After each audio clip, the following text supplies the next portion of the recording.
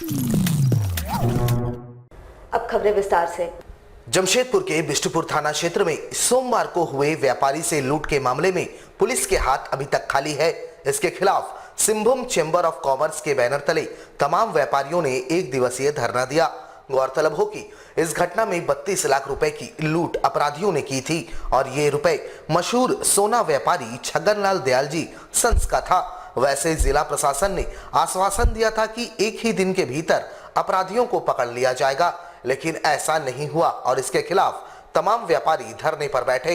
Bistupur traffic signal के पास धरना दिया गया, जिसमें जमशेदपुर पूर्वी के विधायक सरयू राय भी शामिल हुए। उन्होंने राज्य में बढ़ते अपराध के लिए सरकारी तंत्र को दोषी बताया। उन्होंने कहा कि कहीं भी जब लूट की घटना घटित होती है उसमें बाद में पुलिस उद्भेदन कर अपराधियों को जेल भेजती है, लेकिन लूटे गए पैसे या अन्य सामानों की बरामदगी ना के बराबर होती है और लगातार व्यापारी ही नहीं आम जनता भी इसका दंश झेलती है, जिस पर सरकार को सख्त होना चाहिए और जिला प्रशासन को अपने कार्यशैली में परिवर्तन लाना चाहिए ताकि विधि व्यवस्था इतनी दुरुस्त हो कि अपराधी अपराध को अंजाम दे ही न सके। वास्तव में व्यवसायी वर्ग आज जो महसूस कर रहा है वैसा ही आम लोग भी महसूस कर रहे हैं। ये घटनाएं लगातार होते जा रही हैं। मैंने कल जो व्यवसायी परिवार है उनसे बात किया था। लोगों का ही कहना है कि जब बिष्टुपुर के ऐसे स्थान में जो भीड़ भरा है, जहाँ सुरक्षा है, सिक्योरिटी है, चाक चौबंद है, वहाँ ऐसा हो सकता है, तो और जगहों पर कोई आर्थिक गतिविधि करे तो वहाँ उसका क्या होगा? ये जमशेदपुर की और झारखंड की छवि का सवाल है। और मुझे ये ना ऐसी हुई जहाँ उचक्कों ने पैसे छीन लिए और पुलिस प्रेस कॉन्फ्रेंस कर देती है कि साहब हमने फलाना को पकड़ लिया, हमने इस केस का जो है उजागर कर दिया इसको। कुछ लोग तो पकड़े जाते हैं, मगर जो पैसे गए उसमें से कितने बरामद हुए, बड़ा सवाल ये है। जमशेदपुर पूर्वी के विधायक सरयू राय ने उनके द्वारा लिखी गई पुस्तक तिजोरी की चोरी का लोकार्पण मंगलवार को किया। इस पुस्तक में भी पूर्व की सरकार द्वारा किए गए घोटालों को उजागर किया गया है। पुस्तक के विषय में विधायक सरयू राय ने कहा कि राज्य स्थापना दिवस वर्ष 2016 में टी शर्ट एवं टॉफी वितरण को लेकर घोटाला हुआ था, जिसके विषय में उन्होंने वर्तमान सरकार से जांच और कार्रवाई की मांग की है। साथ ही कहा कि राज्य के आला अधिकारी सही जानकारी भी उपलब्ध नहीं करवाते हैं, जिस कारण इस मामले में उन्हें पंजाब राज्य से दस्तावेज मंगवाने पड़े, चूंकि घोटाले के तार वहां से जुड़े हैं। वहीं सिद्धगोड़ा सूर्यधाम में छठ पर्व के मौके पर पार्श्व गायिका सुनिधि चौहान का कार्यक्रम हुआ था और उसी के 10 दिनों के भीतर उन्हीं की प्रस्तुति राज्य स्थापना दिवस के मौके पर राजधानी रांची में हुई थी, जिसका समय अवधि 1 घंटे का था और उसके लिए राज्य सरकार ने सुनिधि चौहान के टीम को 55 लाख रुपए का भुगतान किया था। लेकिन जब सूर्य मंदिर कमेटी से कार्यक्रम खर्च का ब्यौरा मांगा गया तो उन्होंने नहीं दिया, जो स्पष्ट रूप से इंगित करता है कि सूर्य मंदिर में हुए निजी कार्यक्रम के खर्च को भी तत्कालीन राज्य सरकार के मुख्यमंत्री रघुवर दास ने राज्य स्थापना दिवस के खर्च में जुड़वाया और सरकारी पैसों का दुरुपयोग किया गया। उन्होंने कहा कि इस किताब के माध्यम से इन तमाम घोटालों को पूरे तथ्यों के साथ उजागर किया गया है। साथ ही वे वर्तमान सरकार से इन घोटालों की जांच कर दोषियों पर कार्रवाई करने की मांग भी करते हैं।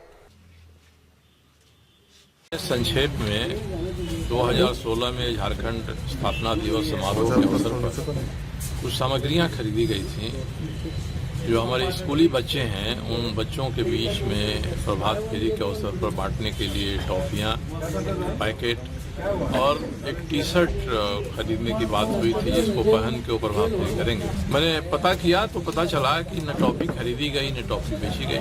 लुधियाना से बन के आने वाली टी शर्ट भी यहाँ नहीं पहुँची। वहाँ से जो ट्रक चले वो जिस सुबह में बच्चों को प्रभात फेरी करनी थी, उसी दिन के शाम में वहाँ से कुछ ट्रक चले हैं वहाँ से। तो मैंने इस बात को उठाया था और काफ़ी दिनों के बाद विधानसभा को भी मानना पड़ा, सरकार को भी मानना पड़ा कि इसमें गलतियाँ हुई। श्रीमती सुनिधि चौहान के गायन का कार्यक्रम यहाँ था। मुख्यमंत्री जी उस समय जो थे उनके संरक्षण में उनकी सूर्य मंदिर समिति ने प्रोग्राम कराया था। और मुख्यमंत्री के नाते उसके 10 दिन बाद उन्होंने प्रोग्राम कराया था रांची में उनका स्थापना दिवस समारोह में। दोनों को सरकार ने अपने खजाने से 55 लाख रुपया पेमेंट किया है 1 घंटे के प्रोग्राम की। सवाल मैं नहीं उठाया था, इसका जवाब नहीं मिला। साहब 1 घंटे के रांची के स्थापना दिवस समारोह के कार्यक्रम के लिए सरकार ने 55 लाख रुपया दिया है सुनिधि चौहान को। तो उसके 8-9 दिन पहले जो जमशेदपुर में प्रोग्राम हुआ था उसके लिए सूर्य मंदिर समिति ने, जिसके संरक्षक मुख्यमंत्री थे, उन्होंने कितना पैसा पेमेंट किया या दोनों को मिला के पेमेंट कर दिया गया, क्योंकि लास्ट मिनट में 15 नवंबर के 4 दिन पहले 11 को आदेश निकला है कि सुनिधि चौहान को भी इसमें बुलाया जाए। और जो बैठक हुई मुख्यमंत्री जी की अध्यक्षता में, उनके वरीय आप सचिव ने यह प्रस्ताव रखा है, किसी विभाग ने प्रस्ताव नहीं रखा है कि सुनिधि चौहान को भी बुलाया जाए। जमशेदपुर के प्रखंड इलाकों में विभिन्न जन समस्याओं के समाधान की मांग को लेकर आजसू पार्टी के प्रतिनिधिमंडल ने प्रखंड मुख्यालय में प्रदर्शन किया। साथ ही 7 सूत्री मांग पत्र प्रखंड विकास पदाधिकारी को सौंपा। आजसू के वरिष्ठ नेता मानिक मल्लिक के नेतृत्व में यहां प्रदर्शन किया गया। इस दौरान विभिन्न जन समस्याओं के समाधान की मांग इन्होंने उठाई। इन्होंने कहा कि विगत 5 महीनों से वृद्धा एवं विधवा पेंशन बंद है, जिसे अविलंब शुरू किया जाए। मकदमपुर रेल फाटक के पास हाई मास्ट लाइट लगाई जाए। जरूरतमंदों के घर के अनुष्ठान में कम दर पर पानी की टैंकर उपलब्ध करवाई जाए। गर्मी से पूर्व इलाके के तमाम खराब चापाकलों को दुरुस्त करवा जाए। ऐसी तमाम 7 मांगों से संबंधित मांग पत्र इन्होंने प्रखंड विकास पदाधिकारी को सौंपा है और इस पर त्वरित कार्रवाई की मांग की है। आजसू पार्टी के नेतृत्व में 7 सूत्री मांग को लेकर हम लोग आए हैं। पहला हमारा प्रमुख मांग है, जिसमें गरीबों को जो विधवा और वृद्धा पेंशन होता है वो आज तकरीबन 5 से 6 महीने से बंद है। हम लोग अविलंब मांग करते हैं, आजसू पार्टी मांग करती है कि इसको अविलंब शुरू करा जाए, जिससे कि लोगों को जो इसमें गरीब दर के जो लोग हैं, जो बूढ़ा बुजुर्ग है, उनको कितने दिन से परेशानी का झेलना पड़ रहा है। हम लोग चाहते हैं राज्य सरकार इसमें अविलंब जो आपका पेंशन है उसको शुरू कराया जाए। दूसरा हम लोग का मांग है कि प्रखंड के माध्यम से, क्योंकि हम लोग के एरिया में पानी टैंकी का व्यवस्था हो चुका है, प्रखंड के माध्यम से 2 टैंकर या 3 टैंकर की व्यवस्था करें, जिससे ग्रामीण यहाँ पर आके एक न्यूनतम दर के आधार पर, मान लीजिए जो भी एक छोटा राशि, मान लीजिए 300 या 400 रुपये के दर पर, जिसको भी पानी की अगर ज़रूरत है वो आवेदन दे के अपना पानी व्यवस्था कर सके। तीसरा हम लोग का मांग है, जैसे मकदमपुर रेलवे फाटक और शीतला चौक में काफ़ी अंधेरा रहता है। हम लोग चाहते हैं कि प्रखंड विकास पदाधिकारी इसमें हाई मास्ट 2 जगह लगाया जाए, जिससे कि यहाँ के लोगों को आने जाने में दिक्कत ना हो। हम लोग चाहते हैं कि जितने भी खराब पड़े हुए हैं चापाकल, सबको मरम्मत अविलंब कराया जाए। इसके साथ साथ जो solar pump, solar street light और जो खंभे में जो लाइट है वो भी खराब पड़ा हुआ, हम लोग प्रखंड विकास पदाधिकारी से मांग करते हैं कि अविलंब उसको सुधार करा के ठीक कराया जाए। टाटा अमृतसर जलियांवाला बाग एक्सप्रेस ट्रेन को फिर से शुरू करने की मांग पर झारखंड प्रदेश गुरुद्वारा कमेटी के प्रधान सरदार शैलेंद्र सिंह के नेतृत्व में टाटानगर रेलवे स्टेशन के प्लेटफॉर्म नंबर 1 पर धरना प्रदर्शन किया गया, जहां मांग पूरी नहीं होने पर रेल चक्का जाम करने की बातें कही गई। कोरोना काल में ट्रेनों का परिचालन जब थम गया था, उसी दौरान टाटा से चलकर जाने वाली जलियांवाला बाग एक्सप्रेस और जम्मू तवी एक्सप्रेस के परिचालन को रोक दिया गया था। कोरोना का संक्रमण कम होने के बाद जम्मू तवी एक्सप्रेस को रांची से चलाया जाने लगा और कोरोना का हवाला देते हुए जलियांवाला बाग एक्सप्रेस को पूरी तरह से बंद कर दिया गया, जिससे आक्रोशित सिख समाज के लोगों ने झारखंड प्रदेश गुरुद्वारा कमेटी के प्रधान शैलेंद्र सिंह के नेतृत्व में जल्द से जल्द दोनों ट्रेनों का परिचालन टाटानगर रेलवे स्टेशन से शुरू करने की मांग को लेकर टाटानगर रेलवे स्टेशन के प्लेटफॉर्म संख्या 1 में धरना प्रदर्शन किया गया। ट्रेन चलाने की मांग पर शुरू धरना में जमशेदपुर के कई गुरुद्वारा समेत सभी सदस्यों ने भाग लिया। इस दौरान जुगसलाई विधानसभा क्षेत्र के विधायक मंगल कालिंदी ने भी इस धरना प्रदर्शन में शामिल होकर सिख समुदाय के इस मांग को जायज बताया।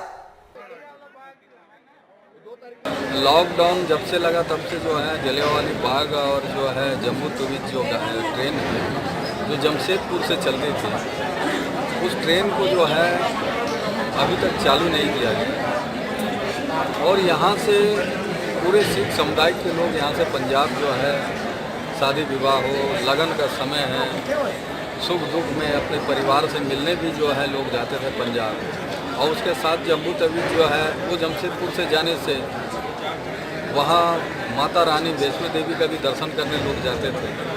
उस पर भी जो है लोगों को कठिनाइयों का सामना करना पड़ रहा है। एक तरफ केंद्र सरकार जो है हिंदूवादी करके जो है देश में राज्य में सरकार बनाने की चिंता भावना हमेशा करते हैं, लेकिन आज पूरे हिंदू समाज के लोग जो है वैष्णो देवी जाने के लिए जो है बेबस हैं। अगर जम्मू तवी ट्रेन जमशेदपुर से चलती और जलियांवाला बाग जमशेदपुर से चलते तो हमें लगता है कि सारे लोगों का सम्मान होता है। और ये निश्चित रूप से केंद्र सरकार का मामला है। केंद्र सरकार को जल्द से जल्द जो है जलियांवाला बाग और जम्मू तवी को जो है जमशेदपुर स्टेशन से जल्द चालू करना चाहिए। जमशेदपुर में लगातार बढ़ते अपराध को नियंत्रण में करने की मांग को लेकर भारतीय जनतंत्र मोर्चा के एक प्रतिनिधिमंडल ने जिला पुलिस अधीक्षक से मुलाकात की। साथ ही अपराध पर अंकुश लगाने हेतु सकारात्मक कार्रवाई की मांग की। इस दौरान इन्होंने कहा कि विगत सोमवार को बिष्टुपुर क्षेत्र में हुए लूट मामले ने तमाम व्यापारियों को दहशत में डाल दिया है। वहीं शहर में चोरी, छिनतई, हत्या जैसे मामलों में लगातार इजाफा हो रहा है। ऐसे में आम जनता भी अपने आप को असुरक्षित महसूस कर रही है। इन्होंने गिरती विधि व्यवस्था को दुरुस्त करने और अपराध पर लगाम लगाने हेतु सकारात्मक दिशा में कार्रवाई की मांग जिला पुलिस अधीक्षक से की है। कि कल किस तरह दिन दहाड़े सुबह के पहले पहर में बैंक में छगनलाल दयाल जी प्रतिष्ठित सराफा कारोबारी जमशेदपुर के कर्मचारी से 32 लाख रुपए लूट लिए गए। जानलेवा हमला कर ये घटना को अंजाम दिया गया।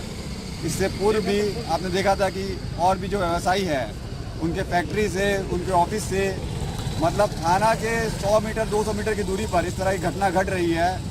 ऐसा लगता है कि व्यवसायियों, आम जनता, महिलाओं का इस शहर में जीना मुहाल हो गया है। आम जनता और जनता भगवान के मंदिर तक सुरक्षित नहीं है। मंदिरों के दान पेटी का ताला तोड़ के रुपये की निकासी कर ली जा रही है। छोटे व्यवसायी हो चाहे बड़े व्यवसायी हो, सबका सब भयभीत है, भयक्रांत है। इस शहर में प्रशासनिक व्यवस्था पूरी तरह से विफल हो चुकी है, जिसका फ़ायदा यहाँ के जो आपराधिक तत्व है वो सरेआम उठा रहे हैं। हथियार के बल पर वो किसी के भी घर में, किसी के भी दुकान में, किसी के भी फैक्ट्री में, उद्यम में घुसकर उससे मोटे रुपए, उसकी जीवन भर की कमाई, मेहनत की कमाई वो लूट ले रहे हैं। यदि यह कार्रवाई नहीं होती है तो भाजपा यह ऐलान करती है कि हम व्यवसायियों की सुरक्षा के लिए, दुकानदारों की सुरक्षा के लिए, महिलाओं, बहनों, भाइयों की सुरक्षा के लिए सड़क पर उतरने के लिए बाध्य होंगे, आंदोलन करने के लिए बाध्य होंगे। और ऐसा आंदोलन छेड़ा जाएगा जो देश में नहीं पूरे विश्व में इतिहास बनेगा। जमशेदपुर में प्रतीक संघर्ष फाउंडेशन के द्वारा पुलवामा हमले के शहीद जवानों के याद में लगातार दूसरे दिन भी मानव सेवा जारी रखा गया, जहां फाउंडेशन के सदस्य अवधेश कुमार वर्मा द्वारा 12वीं बार लगातार एचडीपी रक्तदान किया गया। जमशेदपुर ब्लड बैंक में यह रक्तदान किया गया। संस्था का लगातार उद्देश्य है कि रक्त का अभाव ब्लड बैंक में ना हो और इस कारण से लगातार यहां रक्तदान फाउंडेशन के सदस्यों के द्वारा किया जाता है। प्रतीक संघर्ष फाउंडेशन के एक कर्मठ योद्धा हमारे आदरणीय मित्र श्रीमान अवधेश कुमार वर्मा जी ने अपना सिंगल डोनर प्लेटलेट्स रक्तदान करते हुए उन सभी शहीद जवानों को इस रक्तदान के जरिए श्रद्धांजलि अर्पण किया। पुलवामा हमले में जो भी भारतीय जवान वीर सपूत हमने खोया है, उनकी यादों में इन सभी योद्धाओं ने ये संकल्प लिया है कि हर वर्ष इस 14 तारीख को रक्तदान के जरिए उन सभी वीर जवान शहीद सपूतों को नमन करते हुए श्रद्धांजलि अर्पण करेगा। राज्य के स्वास्थ्य मंत्री बन्ना गुप्ता के निर्देश पर उनके कार्यालय के महिला प्रभारियों के द्वारा सोनारी क्षेत्र में विशेष नेत्र जांच शिविर एवं वैक्सीन कैंप का आयोजन किया गया। इस एक दिवसीय कैंप का आयोजन सुबह 11 बजे से दोपहर 3 बजे तक चला। सोनारी के वीर मंच प्रांगण में इसका आयोजन किया गया था, जहां नेत्र जांच के अलावे कोविड टीका एवं बूस्टर डोज भी लोगों को दिया गया। 15 वर्ष के ऊपर सभी आयु वर्ग को यहां टीका प्रदान किया गया। यहाँ आज 1 दिवसीय वैक्सीन कैंप और निःशुल्क नेत्र जांच का कैंप चल रहा है और हमारे स्वास्थ्य मंत्री बलराम गुप्ता जी के निर्देश अनुसार ये कैंप लगाई गई है। ये सुनारी वीरमंच अखाड़ा के सामने ये कैंप हो रही है। हमारे साथ लगातार जुड़े रहने के लिए आप हमें YouTube पर जरूर सब्सक्राइब करें। आज के लिए बस इतना ही। कल आपसे फिर मिलेंगे कुछ नई खबरों के साथ। तब तक के लिए AMG न्यूज़ की पूरी टीम को दीजिए इजाजत। नमस्कार।